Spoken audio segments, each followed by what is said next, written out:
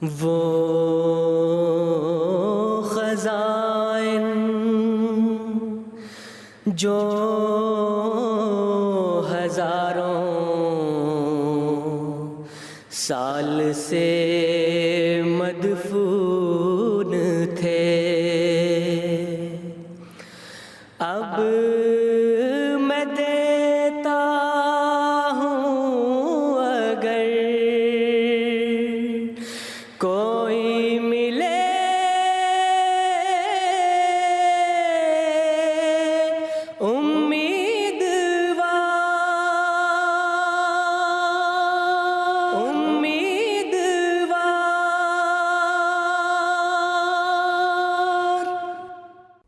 اعوذ باللہ من الشیطان الرجیم، بسم اللہ الرحمن الرحیم۔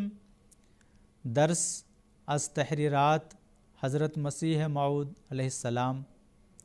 توبہ و استغفار کے بارے میں حضرت مسیح موعود علیہ السلام فرماتے ہیں، واضح ہو کہ توبہ لغت عرب میں رجوع کرنے کو کہتے ہیں، اسی وجہ سے قرآن شریف میں خدا تعالیٰ کا نام بھی تواب ہے، یعنی بہت رجوع کرنے والا۔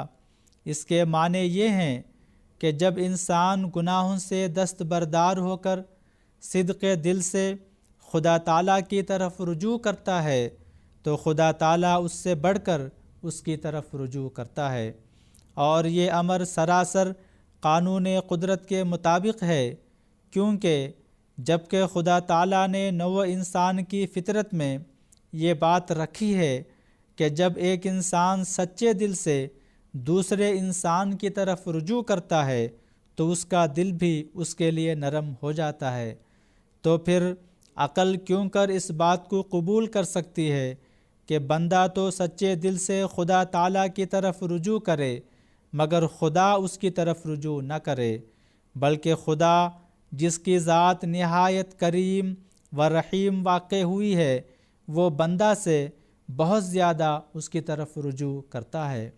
اسی لیے قرآن شریف میں خدا تعالیٰ کا نام جیسا کہ میں نے ابھی لکھا ہے تواب ہے، یعنی بہت رجوع کرنے والا ہے۔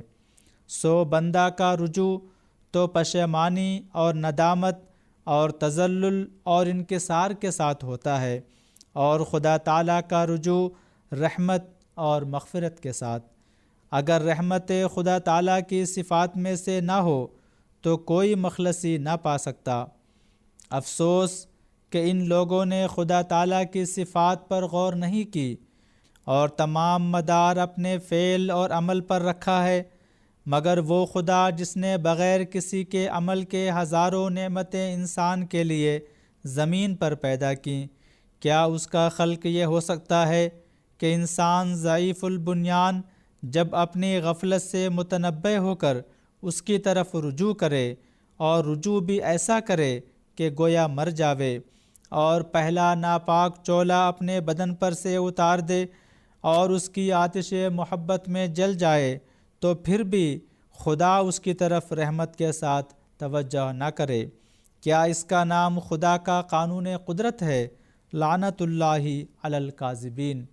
چشمہ معرفت روحانی خزائن جلد 23 صفحہ نمبر 133۔ پھر آپ علیہ السلام فرماتے ہیں، استغفار اور توبہ دو چیزیں ہیں۔ ایک وجہ سے استغفار کو توبہ پر تقدم ہے کیونکہ استغفار مدد اور قوت ہے جو خدا سے حاصل کی جاتی ہے، اور توبہ اپنے قدموں پر کھڑا ہونا ہے۔ عادت اللہ یہی ہے کہ جب اللہ تعالیٰ سے مدد چاہے گا تو خدا تعالیٰ ایک قوت دے دے گا، اور پھر اس قوت کے بعد انسان اپنے پاؤں پر کھڑا ہو جاوے گا، اور نیکیوں کے کرنے کے لیے اس میں ایک قوت پیدا ہو جاوے گی جس کا نام توبو الیہ ہے۔ اس لیے طبعی طور پر بھی یہی ترتیب ہے۔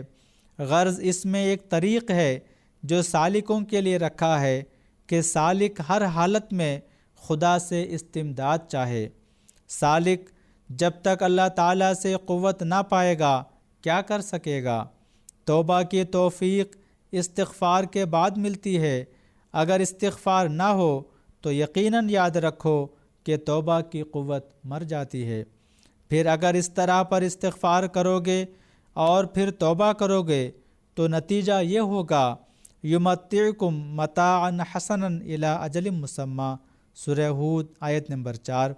سنت اللہ اسی طرح پر جاری ہے کہ اگر استغفار اور توبہ کرو گے تو اپنے مراتب پالو گے۔